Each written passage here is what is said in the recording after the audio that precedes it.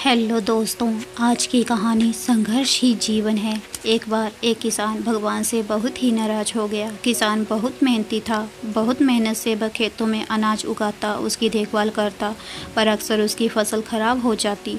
कभी सूखा पड़ जाता, कभी बाढ़ आ जाती, कभी तेज़ धूप, कभी आंधी। कोई न कोई कारण बन ही जाता कि उसकी फसल खराब हो जाती।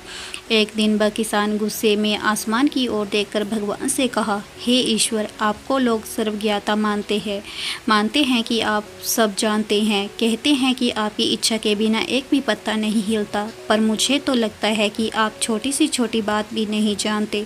आपको तो ये भी नहीं पता कि खेती बाड़ी कैसे करते हैं। अगर आप जानते होते तो हर्ष में जो बाढ़ आंधी और तूफान आते वो कभी नहीं आते। आप नहीं जानते कि कितनी नुकसान उठाना पड़ता है हम किसानों को। यदि आप मेरे हाथ में यह शक्ति दे दे कि जैसा चाहूँ वैसा मैं मौसम कर दूँ, फिर आप देखना मैं अन्न के भंडार लगा दूँगा। भगवान इस किसान के तीखे वाक्य सुनकर मुस्कुरा रहे थे और वह किसान के सामने प्रकट होकर बोले, मैं आज से तुझे यह शक्ति देता हूँ कि तुम अपनी खेतों पर तुम्हारी जैसी इच्छा ही तुम वैसा मौसम कर दोगे। मैं बिल्कुल भी दखल नहीं दूंगा, तुम्हारी इच्छा से सब कुछ होगा। किसान बहुत खुश हो गया। किसान ने गेहूं की फसल अपनी खेतों में बोई। जब उसे लगा कि खेतों को धूप चाहिए तो खेतों को धूप मिली, जब पानी बरसना चाहिए तभी पानी बरसा। आंधी तूफान बाढ़ कुछ भी उसने अपने खेतों पर आने नहीं दिया।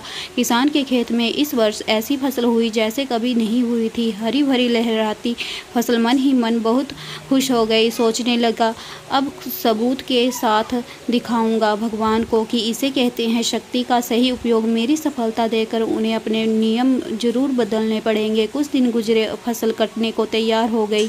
किसान बहुत उत्सुकता के साथ फसल को काटने लगा, पर जैसे ही उसकी नज़र गेहूं की बालियों पर गया तो उसने अपना सिर पीट लिया और वह रोने चिल्लाने लगा। गेहूं की एक भी बाली के अंदर गेहूं का दाना नहीं था, सारी बालियां अंदर से खाली। किसान बहुत दुखी हो गया। उसने भगवान को रोते हुए फिर से पुकारा, हे प्रभु, तुमने ये मेरे साथ क्या किया? क्या तुमने मुझे कोई सजा दी? भगवान बोले, पुत्र, ये तो होना ही था। तुमने पौधे को संघर्ष करने का मौका ही कहाँ दिया? ना तो तुमने उन्हें आंधियों से जूझने दिया, ना तेज बारिश से सहने दिया और न ही धूप में तपने दिया।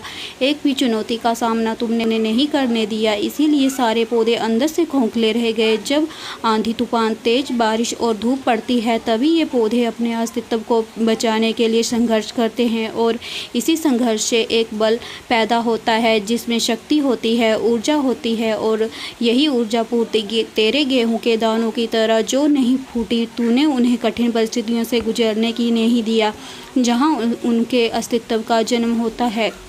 सारी डालियाँ इसीलिए खाली हैं, इसमें एक भी गेहूं का दाना इसलिए नहीं है क्योंकि तुमने अपने पौधों को संघर्ष कराया ही नहीं। जब आग में तपने, गलने और हथौड़े से पीटने जैसे संघर्ष से गुजरता है, कोयले का टुकड़ा हीरा तभी बनता है जब वह उच्च ताप और उच्च ताम की कल परिस्थितियों से गुजरता है। इसी तरह यदि हमारी ज़िंदगी कोई संघर्ष ही ना हो, कोई चुनौती ही ना हो, तो हम भी गेहूं की बालियों की तरह खोखले रह जाएंगे, क्योंकि अस्तित्व नहीं होगा। हमारी विपरीत परिस्थितियां, चुनौतियां, समस्याएं और हमें अधिक निखारती हैं। यदि जीवन में कठिन परिस्थितियां और चुनौतियां आए तो घबराना मत, बल्कि सामना करना, विश्वास करना कि आप और अधिक निखर जाओगे और अधिक मजबूत बन जाओगे। किसी ने कितना सही कहा है, ज़िंदगी जीना आसान नहीं होता, बिना संघर्ष कोई महान नहीं होता। जब तक ना पड़े हथौड़े की चोट तब तक पत्थर भी भगवान नहीं होता। अगर आपको हमारी कहानी पसंद आई हो तो कहानी को like, share, comment and subscribe करें। धन्यवाद। राधे राधे।